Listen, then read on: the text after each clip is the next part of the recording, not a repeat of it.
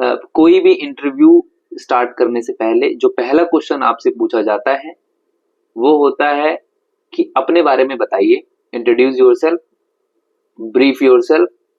इस टाइप के जो क्वेश्चंस होते हैं ये सुनने में बहुत नॉर्मल लगते हैं, बट ये एक्चुअल में ट्रिकी क्वेश्चंस होते हैं, क्योंकि ये वो क्वेश्चंस होता है जो आगे का इंटरव्यू का ट्रेंड डिसाइड करता है, और इंटरव्यूअर ये डिसाइड करता है कि आपसे और आगे क्वेश्चंस पूछने हैं कि नहीं पूछने हैं।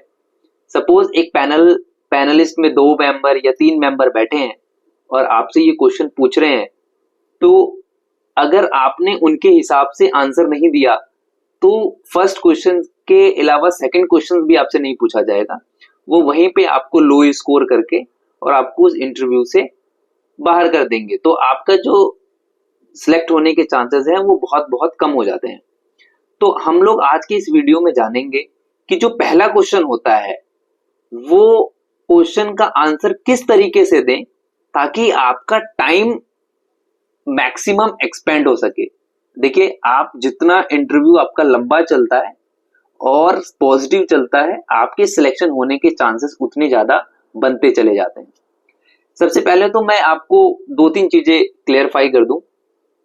आपने कई इंटरव्यूज के वीडियोस देखे होंगे यूट्यूब पे, उसके लाइब्रेरीज में, जिसमें आपको बताया जाता है कि आपको बोलना है, ऐसे बोलना है, माय नेम इज दिस बोलना पड़ता है, और मेरे फैमिली में कौन कौन है, ब्ला ब्ला, बहुत सारी चीजें हैं।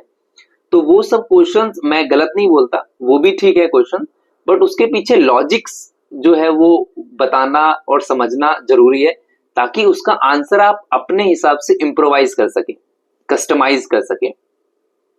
तो इससे पहले कि मैं आगे वीडियो स्टार्ट करूं, मेरा नाम राहुल है और मैं 15 प्लस ईयर्स ऑफ एक्सपीरियंस है।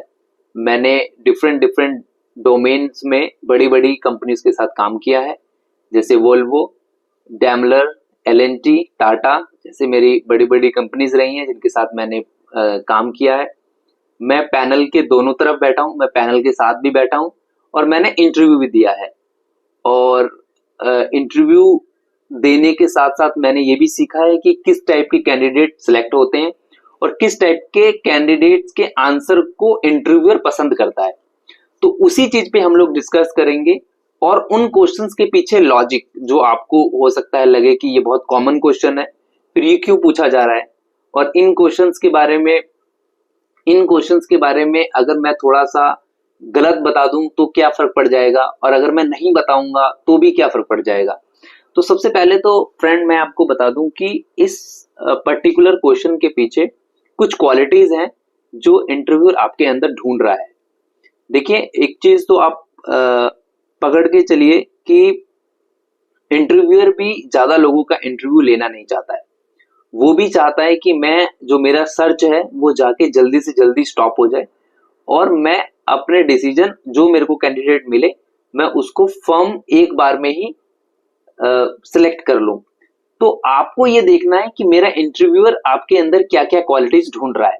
उन क्वालिटीज को रखते हुए आपको अपना आंसर तैयार करना है, इम्प्रोवाइज करना है। जैसे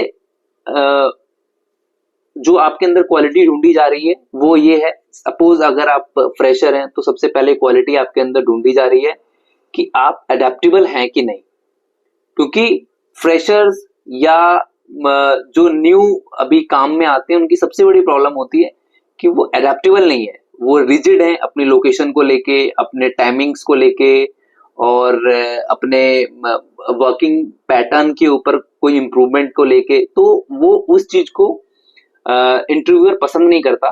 तो एक्चुअली में वो उसका आंसर ढूंढ रहा है कि आप जो आंसर देंगे उसमें वो क्वालिटीज है कि नहीं। तो सेकंड मोस्ट क्वेश्चन जो क्वालिटी ढूंढ रहा है वो है आपका कम्युनिकेशन स्किल, कि आप जो अपनी बात है वो किस तरीके से पॉजिटिव मैनर में रख रहे हैं। तो ये सेकंड क्वालिटी आपके अंदर से ढूंढा जा रहा है। थर्ड क्वालिटी जो देखा जाता है कि सपोज अगर आप ज्वाइन करते हैं तो आप उस ऑर्गेनाइजेशन के साथ कितने लंबे समय तक रहेंगे, क्योंकि देखिए आप जब किसी ऑर्गेनाइजेशन को ज्वाइन करते हैं तो कंपनी का या उस ऑर्गेनाइजेशन का भी आपके ऊपर कुछ इन्वेस्टमेंट होता है, वो इन्वेस्टमेंट आपकी ट्रेनिंग्स पे हो सकता है, आपके इंडक्शंस पे हो सकता है, ऐसी सेवरल चीजें हैं जिसके ऊपर कंपनी आपके ऊपर इन्वेस्टमेंट कर रही है। तो कंपनी ये देखती है कि क्या आपको हम सेलेक्ट करने के बाद क्या आप उसको आगे कितना लंबा तक लेके जा सकते हैं। उसके अलावा आपके अंदर मैनेजरियल स्किल है कि नहीं है, आप पैनिक सिचुएशन में को कैसे कंट्रोल करते हैं, ये सारी क्वालिटीज हैं जो आपके आंसर्स में ढूंढे जा रहे हैं। तो आइए हम लोग स्टार्ट करते हैं कि इसका आंसर आखिर देना कैसे है। तो सबसे पहले आपको जो स्टार्ट करना है वो अपने नाम से स्टार्ट करना है। Your complete name is required. क्यों चाहिए? क्योंकि आपसे पहले भी कई कैंडिडेट आए हो सकते हैं जिनका रिज्यूमे वहां पे होगा, और हो सकता है कि वो रिज्यूमे में आप ही के नाम का कोई और कैंडिडेट भी है। तो वो कैसे पता चलेगा?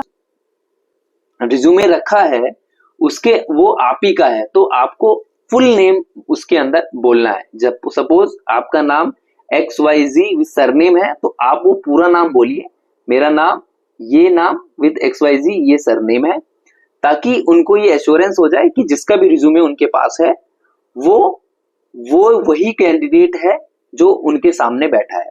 सेकंड बहुत इंपॉर्टेंट है, आप कोशिश कीजिए कि जब भी आप इंटरव्यू के लिए जाएं तो आप कोशिश कीजिए कि उसके 2 या 2 से अधिक जीरोक्स लेके जाएं, क्योंकि हो सकता है पैनल्स में 3 या 3 से ज्यादा लोग हों। तो उस केस में आप तीनों को अपना रिज्यूमे दे सकते हैं, ताकि एक टाइम पे तीनों आपका रिज्यूमे देख के और उसको इवेलुएट कर सके। उसके बाद आपने जब अपना नाम बता दिया, उसके बाद आपको बताना है अपनी क्वालिटीज। एडेप्टेबिलिटी, तो एडेप्टेबिलिटी कैसे बताएंगे आप? एडेप्टेबिलिटी बताने के लिए आपको बताना पड़ेगा कि मैं कहाँ पे बॉर्न हुआ। सपोज आप कहते हैं कि मैं बॉर्न हुआ बिहार में but brought up at Delhi, तो आप वो चीज बोलिए कि I was born at Bihar and brought up at Delhi. Third, अगर आपकी क्वालिफिकेशन कहीं दूसरी जगह पे, आपकी पढ़ाई, आपका एजुकेशन कहीं डिफरेंट हुआ है, तो आप उस चीज को हाईलाइट कीजिए कि I was born in Bihar, brought up at Delhi, my schooling was done at Delhi and thereafter I moved to some different state wherein I did this much of education। तो वहां पे आप ये चीज दर्शाएंगे कि ये बंदा 3 बार 4 बार अपने स्टेट्स को चेंज कर चुका है, तो इसका एडेप्टेबिलिटी क्वालिटी वो कोई फैक्टर नहीं है आगे ग्रोथ के लिए। उसके बाद जो कॉमन मिस्टेक्स करते हैं लोग, वो करते हैं कि जब अपने बैकग्राउंड के बारे में बताते हैं तो वो उसको ज्यादा एक्सपैंड करते हैं। और मैं आपको बता दूं कि वो आपकी जो बैकग्राउंड का जो इंफॉर्मेशन है वो एक लिमिटेड तक ही इंटरव्यूअर सुनना चाहता है, उसके बाद वो उसमें इंटरेस्ट नहीं लेता। हाँ, आपको स्पेसिफिकली कुछ पूछा जाए तो आपको डिटेल बताना पड़ेगा। जैसे कि आप ये बोल सकते हैं कि आई एम मैरिड एंड मेरे घर में कौन कौन है। सपोज आपके बच्चे हैं तो आप बोल सकते हैं मेरे बच्चे हैं। अगर नहीं है तो आप बोल सकते हैं कि I am married but don't have kids at present. इससे क्या होगा कि इंटरव्यूअर को ये पता चलेगा कि अगर आप मैरिड हैं तो आपको कहाँ पे दिक्कत आ सकती है, क्योंकि मैरिड के अपने चैलेंजेस होते हैं जो वो फ्रीक्वेंटली मूव नहीं कर सकते अपने वन लोकेशन से दूसरे लोकेशन पे, तो वो एक चैलेंज बनेगा। जबकि इंटरव्यूअर ये चाहता है कि जब हम ऐसा कैंडिडेट हायर करें जो इजिली रिलोकेट कर पाए, एक लोकेशन से दूसरे लोकेशन पे जा पाए एज पर दी सिचुएशन और रिक्वायरमेंट, तो वो उनकी प्रायोरिटी है। तो आपके इस इंटरव्यू में या आपके जो फर्स्ट क्वेश्चन का आंसर है वो ये जस्टिफाई करना चाहिए या उसको सेटिस्फाई आंसर रिप्लाई मिलना चाहिए, जिसमें उसको ये लगे कि यस ये इन सब बेसिक चीजों के लिए तो रेडी है। अब इससे कुछ और एक्स्ट्रा क्वेश्चन जो इसके वर्क रिलेटेड है वो पूछा जाए। तो अब इसमें 2 चीज आता है कि या तो आप प्रोफेशनल ऑलरेडी वर्किंग कर रहे हैं या फिर आप फ्रेशर हैं। तो फ्रेशर्स लोगों के लिए बेसिकली वो ऐसा क्या बोल सकते हैं जिससे उनकी क्वालिटीज समझ में आए कि इनके अंदर ये क्वालिटीज है। उसमें सबसे पहला जो आता है वो आता है अपने आप प्रोजेक्ट्स के बारे में डिस्कशन कीजिए। आपने उस प्रोजेक्ट में क्या किया है, प्रोजेक्ट भी जब आप बात करें तो आप ये चीज को स्पेसिफिकली देखें कि आप जिस कंपनी में इंटरव्यू देने जा रहे हैं उस कंपनी से आपका प्रोजेक्ट कितना सिमिलर है, या उसका जो तरीका, या आप किस तरीके से उसको मैच कर सकते हैं एक्चुअली, ताकि इंटरव्यूअर को भी ये लगे कि ये इसने इस टाइप का प्रोजेक्ट किया है तो इसके पास वो इंफॉर्मेशन या वो नॉलेज है। सेकेंडली, उसके अंदर, प्रोजेक्ट के अंदर भी कुछ क्वालिटीज आपको ऐसे निकल के आनी चाहिए, जैसे कि आप एक टीम प्लेयर हैं, आप एक लीडर हैं। टीम प्लेयर है कि मैंने अपने इस इतने टीम के साथ मिलके ये काम किया, इतने दिन में किया, प्रिसाइसली बताइए, ताकि लोगों को पता चले कि ये टाइम बाउंड पे काम करता है। ऐसा नहीं है कि आज हमने काम दिया तो वो 6 महीने तक नहीं हो रहा है, उस पर बात कीजिए। आपका उस प्रोजेक्ट पे क्या रोल था वो आप बताइए।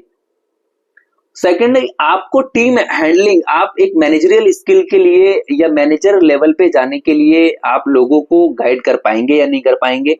क्या आपने टाइम बाउंड में अपना प्रोजेक्ट सबमिट किया था या नहीं किया था। तो ये कुछ ऐसी क्वालिटीज हैं जो इंटरव्यूअर के को तुरंत हिट करती हैं कि इसके अंदर ये सब क्वालिटीज हैं।